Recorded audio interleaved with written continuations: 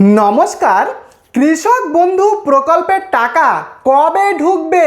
দেখুন, আপনারা যারা আমার কৃষক ভাই বোন দাদা দিদি যারা রয়েছেন, তাদের কৃষক বন্ধু প্রকল্পের টাকা এই আগস্ট মাসের 17 তারিখে ঢুকবে না 21 তারিখে ঢুকবে, কবে ঢুকতে পারে সেটা কিন্তু আজকের ভিডিওতে আমি আপনাদেরকে জানাবো।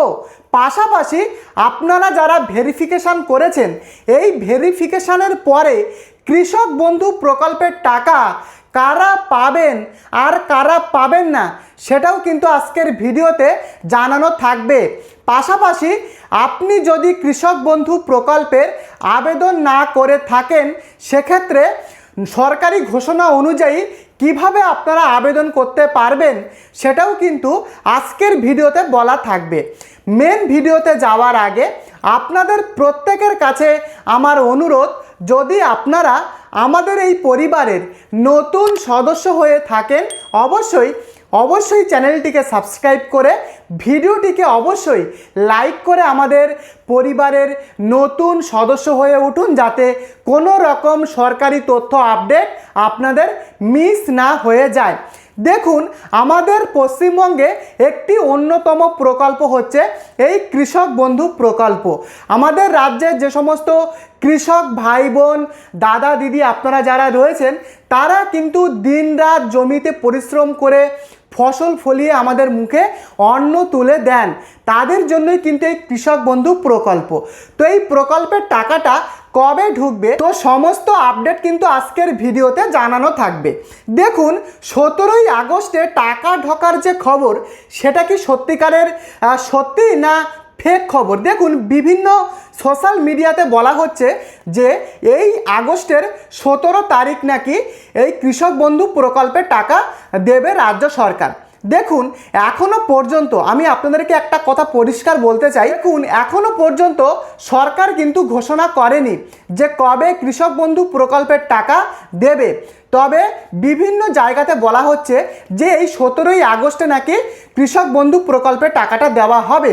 তবে আমি বিভিন্ন সোশ্যাল মিডিয়া বা বিভিন্ন সূত্র থেকে যেটা জানতে পারলাম, যে এই মাসের 17 তারিখ থেকে বা 21 তারিখের মধ্যে আপনাদের কিন্তু এই কৃষক বন্ধু প্রকল্পের টাকা সেটা কিন্তু আপনাদের ব্যাংক অ্যাকাউন্টে ঢুকে যেতে পারে। অতএব আপনারা ওয়েট করুন, 17 তারিখ থেকে 21 তারিখের মধ্যে আপনি যদি যোগ্য হন, আপনাদের প্রাপ্য টাকা সেটা কিন্তু আপনাদের ব্যাংক অ্যাকাউন্টে ঢুকে যাওয়ার সম্ভাবনা রয়েছে। এবারে দেখুন, কত জমিতে কত পরিমাণ টাকা সরকার আপনাদেরকে দেবে। যদি আপনার জমির পরিমাণ 1 একরের কম হয়ে থাকে, তাহলে আপনি কিন্তু সরকারি ঘোষণা অনুযায়ী আপনারা 4000 টাকা বার্ষিক কিন্তু আপনারা পাবেন কৃষক বন্ধু প্রকল্পের টাকা। দেখুন, এই যে 4000 টাকা, এটা কিন্তু দুটো মরশুমে দেওয়া হবে। একটা হলো খরিফ মরশুম আর একটা হলো রবি মরশুমে। মানে খরিফ মরশুমে 2000 টাকা এবং রবি মরশুমে 2000 টাকা, দুই করে 4000 টাকা আপনাদেরকে বার্ষিক কিন্তু দেওয়া হবে। পাশাপাশি আপনার যদি 1 একরের বেশি জমি থাকে, সেক্ষেত্রে আপনারা কিন্তু বার্ষিক 10,000 টাকা কিন্তু আপনারা কৃষক বন্ধু প্রকল্পে পাবেন। দেখুন, এখানে কিন্তু আপনাদের 5,000 করে দুটো কিস্তিতে দেওয়া হবে। খরিফ মরশুমে 5,000, রবি মরশুমে 5,000 টাকা, 5 করে টোটাল 10,000 টাকা আপনাদেরকে বছরে দেওয়া হবে। তো আশা করি বিষয়টা আপনারা বুঝতে পেরেছেন। আপনাদের কত একর জমি আপনারা প্রত্যেকে আমাকে কমেন্ট করে লিখে জানাবেন। তো দেখুন, বর্তমানে সরকার কিন্তু এখন যাচাই করছে যে কৃষক বন্ধু প্রকল্পের যে টাকাটা দেবে, সেই টাকাটা দেওয়ার আগে সরকার কিন্তু আপনাদের প্রত্যেকের নথিপত্র যাচাই করে কিন্তু এবারে এই টাকাটা দেবে। তো কেন সরকার এই নথিটা যাচাই করছে সেটা আগে আপনারা ভালোভাবে বুঝুন। দেখুন, বর্তমানে এমন আমাদের রাজ্যে প্রচুর কৃষক রয়েছেন যারা এর আগে মৃত হওয়ার সত্ত্বেও তারা কিন্তু টাকা পাচ্ছিল। ফলে সরকার কিন্তু এবারে ভেরিফিকেশান করছে যে আমি যে কৃষককে এই টাকাটা দেব কৃষক বন্ধুর, সেই কৃষক বর্তমানে জীবিত রয়েছেন কিনা বা বেঁচে রয়েছেন কিনা। তো সরকার এটা কিন্তু দেখে যাচাই করে টাকাটা দিচ্ছে। তো বর্তমানে কিন্তু এখন ভেরিফিকেশান প্রক্রিয়ার কাজ এখন কিন্তু চলছে। এবারে দেখুন অনেক কৃষক রয়েছেন যাদের আধার কার্ড, ভোটার কার্ড এই সমস্ত ডকুমেন্টে কিন্তু তথ্যের অমিল রয়েছে, মানে একটা নামের সাথে আর একটা নামের মিল হচ্ছে না। তো সেগুলো কিন্তু সরকার ভালোভাবে বর্তমানে যাচাই করছে এবং আপনি প্রকৃত কৃষক বন্ধু প্রকল্পের টাকা পাওয়ার সুবিধাভোগী কিনা সেগুলো সরকার বিভিন্ন নথি কিন্তু এখন যাচাই করে যদি আপনি যোগ্য হন তাহলেই কিন্তু আপনি কৃষক বন্ধু প্রকল্পের টাকাটা আপনি পাবেন। তো এই জন্য কিন্তু সরকার বর্তমানে ভেরিফিকেশানটা করছে। দেখুন কোন কোন কারণে আপনাদের কৃষক বন্ধু প্রকল্পের আবেদন বাতিল হতে পারে সেটা আগে বুঝুন। দেখুন এটা খুবই গুরুত্বপূর্ণ, আপনি টাকা পাবেন কি না সেটা আগে ভালোভাবে বুঝুন। দেখুন প্রচুর ডুপ্লিকেট আবেদন কিন্তু আমাদের রাজ্যে হয়েছে। মানে কি হয়, একটা জমিতে বিভিন্ন মালিকানা, মানে একটা জমিতে দুজন কিংবা তিনজন আবেদন করেছে। তো সরকার তো সেই তিনজনকে আর টাকাটা দেবে না, যে কোনো একজন যিনি প্রকৃত জমির মালিক তাকেই কিন্তু টাকাটা দেবে। এবারে যদি 2 থেকে 3 জন আবেদন করে তাদের কিন্তু টাকা দেওয়া হবে না, প্রথমে যিনি আবেদন করবেন তাকেই কিন্তু এই টাকাটা দেওয়া হবে এবং বাকি পরের দুজনকে স্বয়ংক্রিয়ভাবে বাতিল করে দেওয়া হবে। একটা জমিতে একজন মালিক এই একটা কৃষক বন্ধু প্রকল্পের টাকা কিন্তু পাবেন। তো বোঝাতে পারলাম। এবারে দেখুন অনেকের জমি রয়েছে, সেই জমিতে কি হয়, তার বাবা চাষি, তার ছেলে চাষি, মোটামুটি সেই জমিটা যদি তার বাবার নামে থাকে, তার বাবা যদি অর্থাৎ সেই জমির মালিক তার বাবা যদি মারা যায়, সেক্ষেত্রে আপনি তার ছেলে হিসাবে যদি ওয়ারিশান সার্টিফিকেট যদি আপনি দেখাতে পারেন তাহলেও কিন্তু আপনি এই কৃষক বন্ধু প্রকল্পের টাকা পাওয়ার যোগ্য হবেন। তো আশা করি বিষয়টা আপনারা বুঝতে পেরেছেন। এবারে দেখুন বর্গাদারের সমস্যা, মানে কি হয়, অনেক কৃষক রয়েছে যারা অন্যের জমি লিজ নিয়ে কিন্তু চাষ করে। এবারে সেই লিজ নেওয়া জমির আপনাদের কিন্তু বৈধ কাগজপত্র থাকতে হবে। আপনি কিন্তু এমনি কৃষক বন্ধু প্রকল্পের টাকা পাবেন না বা সরকার কিন্তু দেবে না। ধরা যাক কোনো কৃষক যদি অন্য কোনো মালিকের জমি বা অন্য কারোর জায়গা নিয়ে বর্তমানে সে চাষ করে, তবে সেই জমির বৈধ কাগজপত্র এবং নথিপত্র কিন্তু দেখাতে হবে প্রমাণপত্র হিসাবে। এছাড়া অনেক মানুষ রয়েছেন যাদের বর্তমানে 2026 সালের ভোটার লিস্ট থেকে নাম কাটা গেছে, তো তাদেরকে টাকা দেওয়া হবে না। কিন্তু যদি ভোটার লিস্টে নাম কেটে যাবার পরে যদি আপনি বর্তমানে ট্রাইব্যুনালে আবেদন করেন, মানে ভারতীয় নাগরিকত্বের জন্য যদি আপনি ট্রাইব্যুনালে আবেদন করেন, তাহলে কিন্তু আপনি যোগ্য।